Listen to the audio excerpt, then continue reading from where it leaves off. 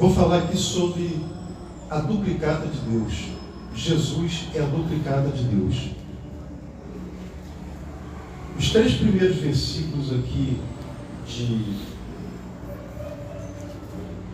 Hebreus, que é o livro que você vai ler. Você já leu as epístolas que termina com ens. Já leu Tito, Filemão, já está bem adiantado, hein? Então agora você vai ler Hebreus.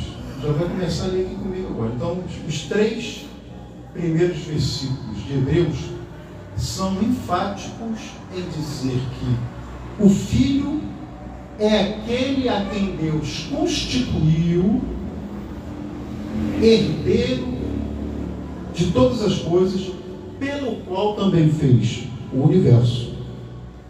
Vamos ver aqui os 3 primeiros versículos aqui de Hebreus. Havendo Deus outrora falado muitas vezes e de muitas maneiras aos pais pelos profetas, nestes últimos dias nos falou pelo Filho, a quem constituiu herdeiro de todas as coisas, pelo qual também fez o universo. O Filho fez o universo. Pelo qual também fez o universo. Ele, o Filho, que é o resplendor da glória e a expressão exata do seu ser. Do seu ser. Ser de quem? Que ser é esse? Deus. Sustentando todas as coisas pela palavra do seu poder. O Filho sustenta todas as coisas pela palavra do seu poder. Depois de ter feito a purificação dos pecados, sentou-se à direita da majestade nas alturas. Só daqui. Divindade de Jesus Cristo. Esse Filho aqui, que nós lemos aqui, Hebreus, o autor de Hebreus, quem escreveu Hebreus foi o apóstolo, ninguém sabe. É pegadinha, ninguém sabe quem escreveu Hebreus. Esse Filho, diz o autor de Hebreus, é o resplendor da glória e a expressão exata, isto é, literalmente, é a duplicata exata do grego caracter. A duplicata exata do seu ser, do ser de Deus, o Pai, sustentando todas as coisas pela palavra do seu poder. Hebreus 1:3. Olha só que tremendo isso aqui. Por aqui, nós vemos que Jesus é a duplicata exata da natureza ou do ser de Deus, do grego hipóstasis. Isso torna exatamente igual a Deus em todos os atributos. E além disso, ele, Jesus Cristo, mantém continuamente o universo pela palavra do seu poder. Ora, se alguém mantém o universo pela palavra do seu poder, esse alguém é Deus, Kyrios, Senhor. Nós estamos falando de Deus, Kyrios, Jesus Cristo. Só Deus pode sustentar o universo pela palavra do seu poder. Essas passagens combinam-se para indicar o título Filho de Deus, quando aplicado a Cristo, declara com firmeza a sua divindade, como Filho eterno na Trindade, alguém igual ao Pai, em todos os seus atributos. Vamos falar agora aqui sobre sinais de que Jesus possuía atributos da divindade, tá bom? Jesus demonstrou, por exemplo, onipotência. A onipotência é um atributo da divindade de Deus. Jesus demonstrou sua onipotência quando acalmou a tempestade no mar com apenas uma palavra. Mateus 8, 26, 27. Mateus 8, 26, 27. Vamos ler aqui. Vamos ler do 23. Então, entrando ele no barco, seus discípulos o seguiram. E eis que sobreveio no mar uma grande tempestade, de sorte que o barco estava era varrido pelas ondas. Entretanto, Jesus dormia. Mas os discípulos vieram acordá-lo, clamando: Senhor, salva-nos, perecemos. Perguntou-lhes Jesus: por que sois tímidos, homens de pequena fé?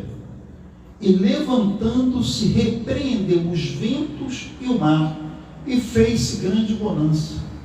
E maravilharam-se os homens, dizendo: quem é este que até os ventos e o mar lhe obedecem? Eu li aqui Mateus 8, 26 e 27. Talvez você seja um cético e com o seu ceticismo você queira falar assim para mim: pastor André, é muito fácil você abrir Novo Testamento, que foi escrito pelos discípulos de Cristo. É muito fácil você hoje, em 2024, abrir o Novo Testamento, que foi escrito pelos discípulos de Jesus Cristo, pelos apóstolos, né? Eram seguidores de Cristo. Eu quero ver você provar que esse texto aí, que você leu aí, que ele aplaca a fúria do mar, que ele acalma a tempestade. Eu quero ver esse texto aqui, é no Antigo Testamento.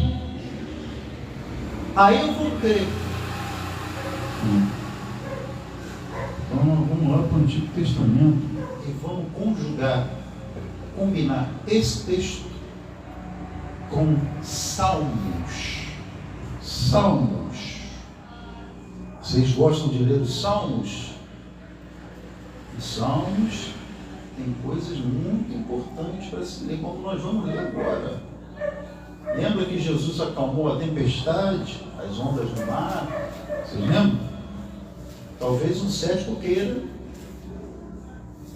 que eu prove isso pelo Antigo Testamento, porque o Novo Testamento foi escrito pelos apóstolos de Cristo. Mas no Antigo Testamento não. No Antigo Testamento não existia um apóstolo de Cristo. Então ele quer ver no Antigo Testamento. Então nós vamos no Antigo Testamento mostrar como se lê a Bíblia, conjugando um antigo com o outro, o antigo com o novo com o antigo, conjugando os contextos das passagens. Vamos lá. Salmo 89, 9. Salmo 89, 8, 9. Ó Senhor, Deus dos exércitos, quem é poderoso como tu és, Senhor, com a tua fidelidade ao redor de ti. Dominas a fúria do mar, quando as suas ondas se levantam, tu as amanas. Eu acabei de ler lá, Jesus repreendendo as ondas do mar e a tempestade. Já li o primeiro, eu vou ler mais. Vou ler 107, 29, Salmo 107. Versículo 29. É bom ler tanto o Antigo Testamento quanto o Novo.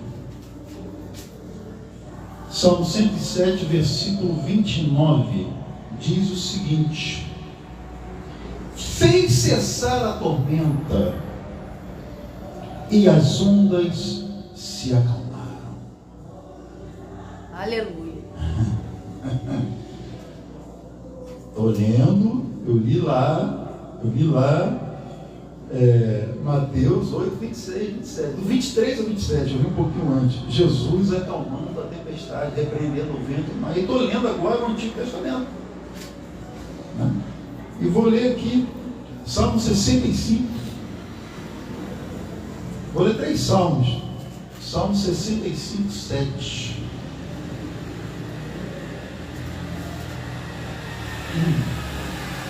Salmo 65, verso 7. Está aqui, ó. Que aplaca ouvirás o rugir dos mares, o ruído das suas ondas e o tumulto da gente, que aplacas o rugir dos mares. Foi exatamente o que Jesus fez. Acalmou uma tempestade, quando os seus discípulos já estavam ali se correndo de medo, mostrando para eles quem manda em todo o universo, na natureza, no mar, na terra, em todas as coisas, porque todas as coisas foram criadas pela palavra do seu poder, como nós vemos primeiramente em Hebreus. Jesus multiplicou pães e peixes, Mateus 14, 19, transformou água em vinho, João 2, 1 ao 11. Aí alguns que queiram me pegar vão objetar o seguinte: pastor, esses milagres só mostraram o poder do Espírito Santo agindo por intermédio dele, não mostraram o poder dele, Jesus. Portanto, se mostrou o poder do Espírito Santo, isso na sua mente, tá? Eu estou cogitando que você está pensando isso. Portanto, se mostrou o poder do Espírito Santo, logo você não pode falar que ele é Deus. É o poder do Espírito, não é o próprio poder de Cristo, ele não é divino, ele não é Deus. É apenas o poder do Espírito Santo. Então vamos lá. Então você vai objetar que é o poder do Espírito Santo agindo por intermédio dele, assim como o Espírito Santo poderia agir por meio de qualquer outro ser humano. É verdade. Pode agir por meio de qualquer outro ser humano. E assim, isso não comprovaria a divindade de Jesus. Mas a explicação do contexto das passagens, desses eventos aqui, muitas vezes destacam não o que demonstram o poder do Espírito Santo, mas o que demonstram o poder do próprio Jesus Cristo. Por exemplo, depois que Jesus transformou a água em vinho, João, o apóstolo, nos diz: com este deu Jesus princípio aos seus sinais em Caná da Galileia, manifestou a sua glória. Manifestou a sua glória. A glória de quem? De Cristo. Manifestou a sua glória. Não diz que foi a glória do Espírito Santo, diz que foi a glória de Cristo. Manifestou a sua glória. Manifestou a sua glória.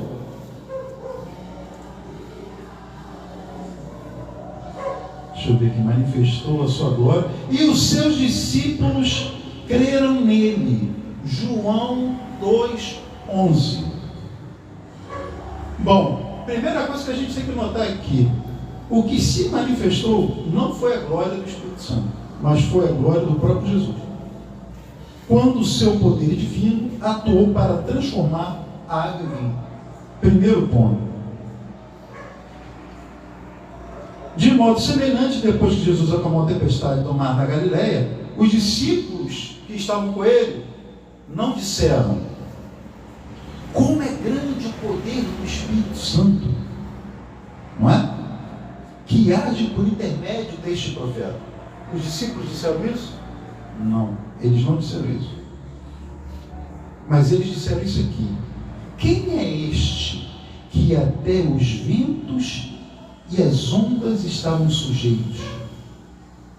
Isso só podia ser a autoridade de Deus, que domina sobre os mares e tem poder para acalmar as ondas, como nós vimos lá em Salmos 65, versículo 7, Salmos 89, versículo 9, Salmos 107, versículo 29.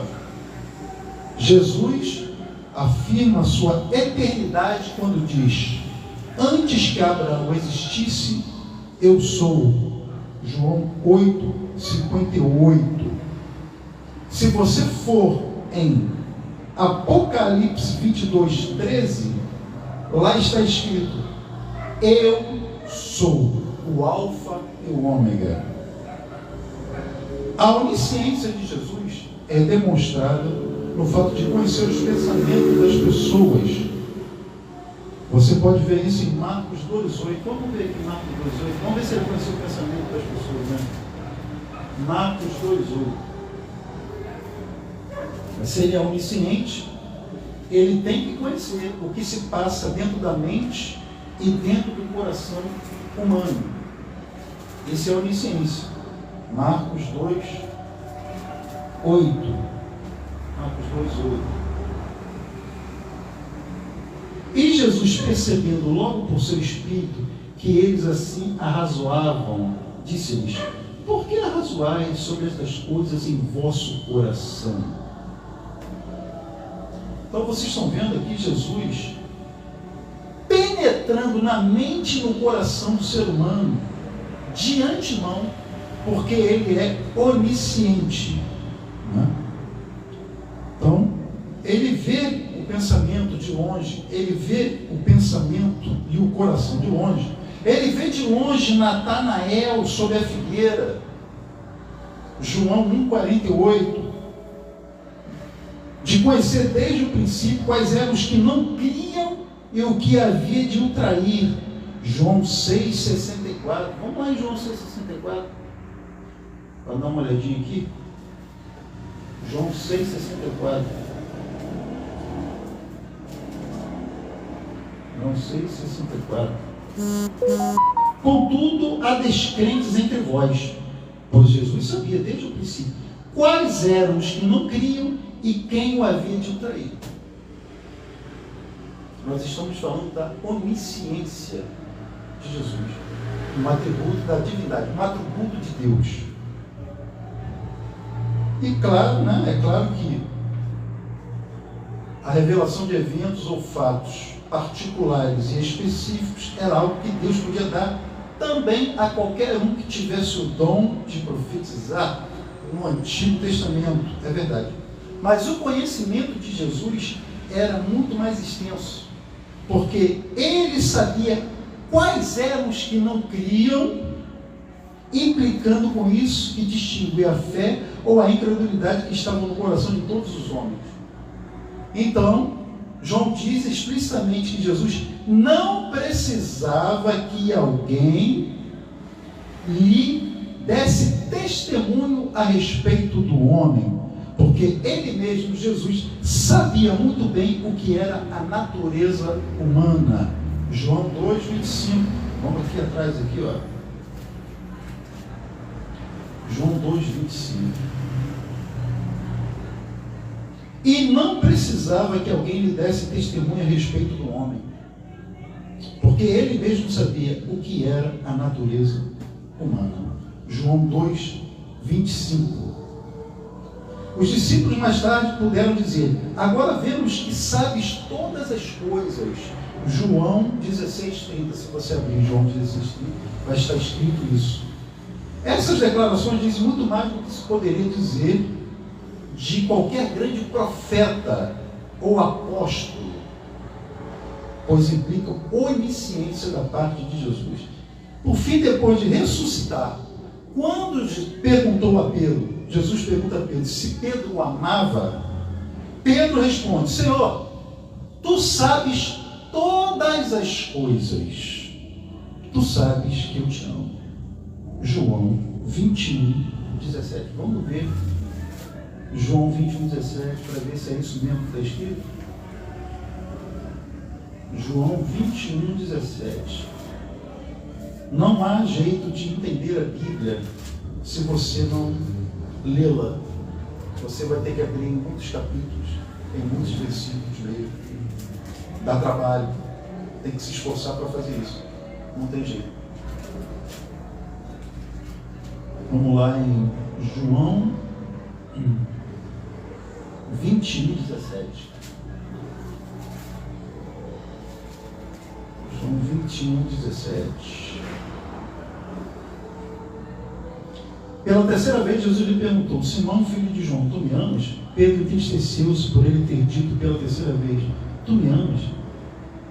E respondeu: Senhor, tu sabes todas as coisas. Tu sabes que eu te amo. Tu sabes todas as coisas. Tu sabes todas as coisas. E a partir disso chega a uma conclusão específica. Tu sabes que eu te amo. Pedro está convicto de que Jesus conhece o que está no coração de cada pessoa. Tu sabes todas as coisas. E, portanto, tem certeza de que Jesus conhece o coração dele. Que ele, Pedro, o ama. Apesar de que iria negá-lo, mas o amava. Então, o atributo divino da onipresença de Jesus durante seu ministério terreno não é afirmado diretamente. Entretanto, ao olhar para o futuro, olha só que interessante. Quando a igreja seria estabelecida, Jesus podia dizer: onde estiverem 2 ou 3 reunidos em meu nome, ali estou no meio deles. Mateus 18, 20. Onipresença. A igreja vai ser estabelecida aí lá na frente. Ele vai morrer, vai estar, a igreja vai ser estabelecida. Onde estiverem 2 ou 3 reunidos em meu nome, ali estou eu no meio deles. Onipresença. Além disso, antes de deixar a terra, disse aos discípulos: e eis que estou convosco todos os dias até a consumação do século. Mateus 28, 20. Como ele pode estar conosco todos os dias até a consumação do século? Se ele já morreu. Mas ele ressuscitou. E ele disse: e eis que estou convosco todos os dias até a consumação do século. Se isso não é um atributo da divindade de Jesus, me expliquem, por favor, o que é. Eu estou lendo aqui para provar que Jesus é Deus. Tem os atributos de Deus, o Pai.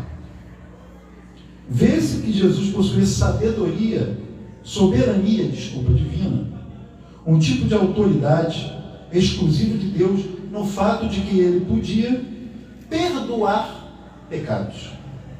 Marcos 2, 5, 7. Vamos ler. Vai ficar melhor para você. Marcos 2, 5, 7.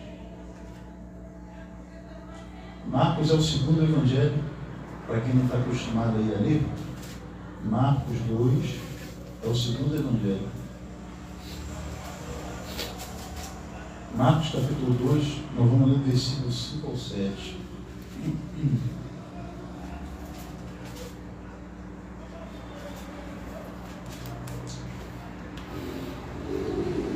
Vendo-lhes a fé, Jesus disse ao paralítico: filho, os teus pecados estão perdoados.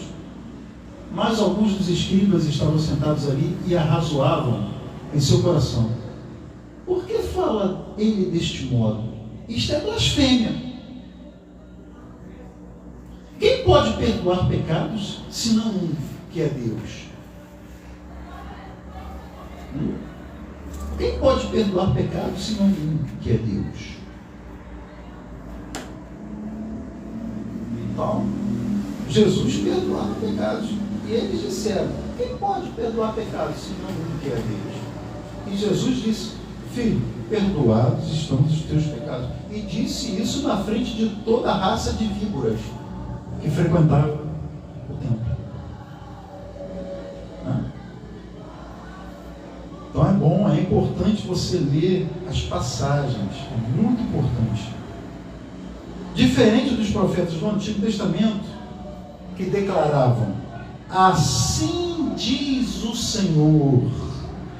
Jesus podia introduzir as suas declarações com a frase: eu, porém, vos digo. Jesus nunca disse: assim diz o Senhor. Nunca. Pegue a Bíblia, Novo Testamento, e leia todos os evangelhos. E eu te desafio a achar uma frase com Jesus dizendo: assim diz o Senhor. Não, Jesus sempre vai falar desta forma: eu, porém, vos digo. Vamos ler algumas aqui? Mateus 5, 22. Mateus 5, 22. Se não ler, não aprende. Tem que ler. Mateus 5, 22. Olha só que tremendo, ó. Mateus 5, 22, 28.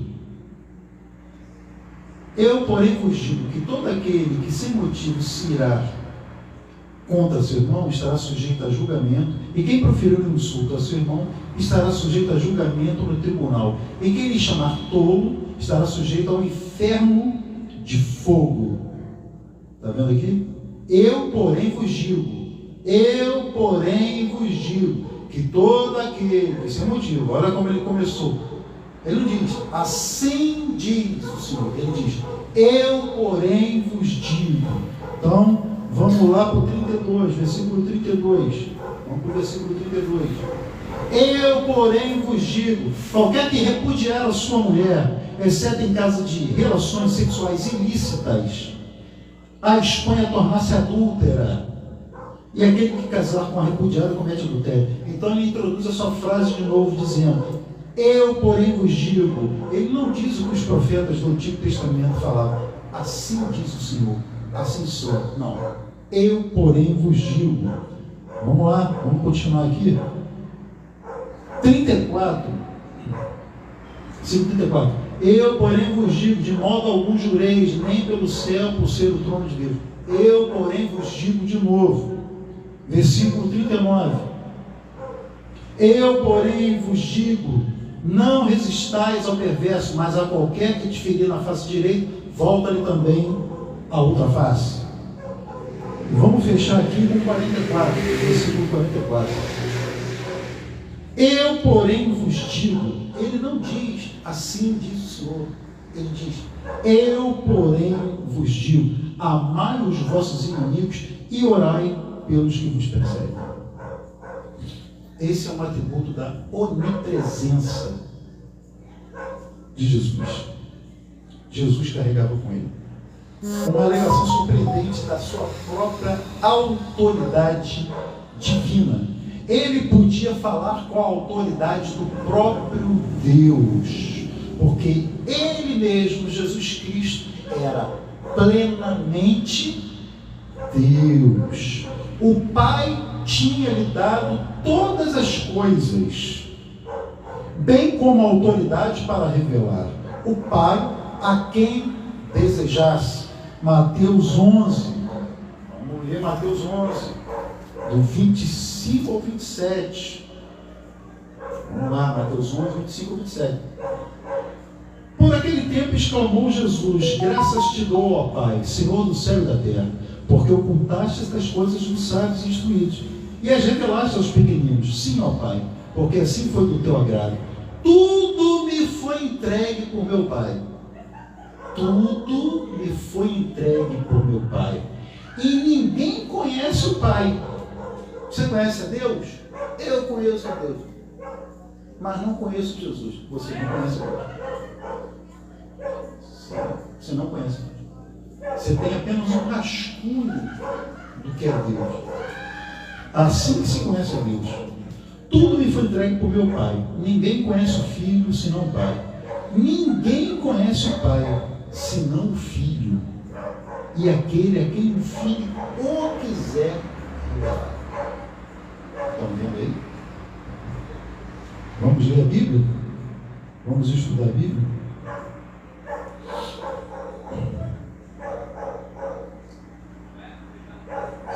Isso aqui é muito importante. Isso aqui que eu vou ler agora. A autoridade de Jesus é tamanha, é tal, que o futuro eterno de cada um no universo dependerá do fato de crer nele ou rejeitar ele. O seu futuro vai depender de você crer no que eu vou falar aqui agora ou rejeitar o que eu vou falar aqui agora. Quer ver? João 3,36. João 3,36. Vamos ler João 3,36. João é o último evangelho. É o quarto evangelho. João 3,36. O seu futuro dependerá se você crer nele ou se você rejeitaria. João 3,36.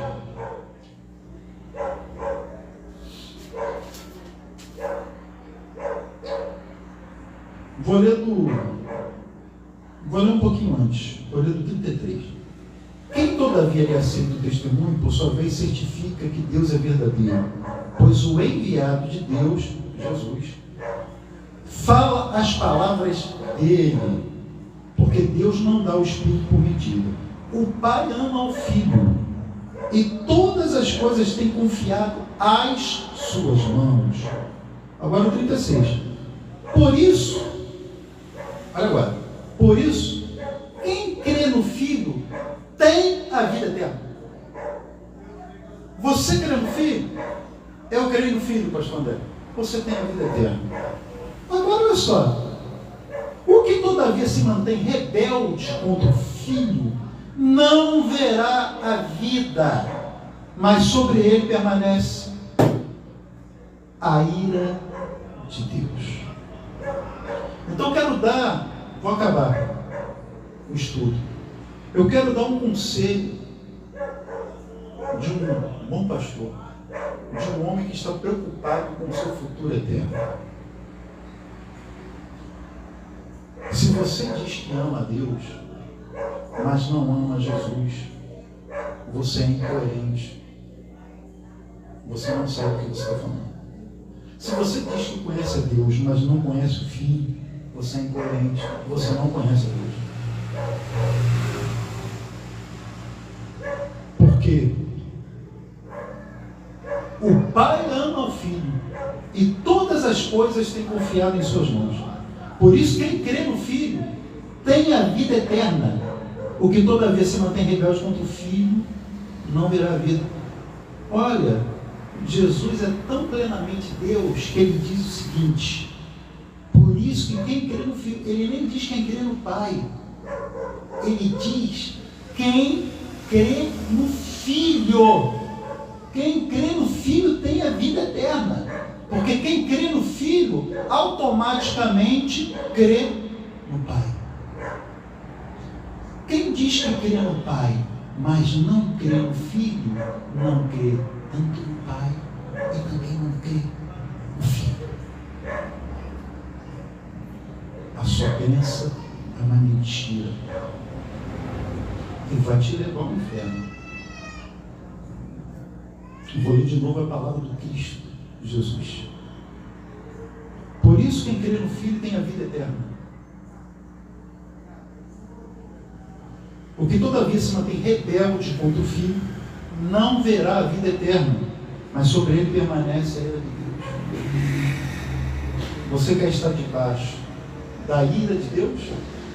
Ou você quer estar debaixo do amor de Deus? Pai. Você quer conhecer a Deus Pai? A melhor maneira de você conhecer a Deus Pai é ler o Evangelho e conhecer Deus, o Filho, que é a duplicata exata do Pai, como nós lemos lá em Hebreus.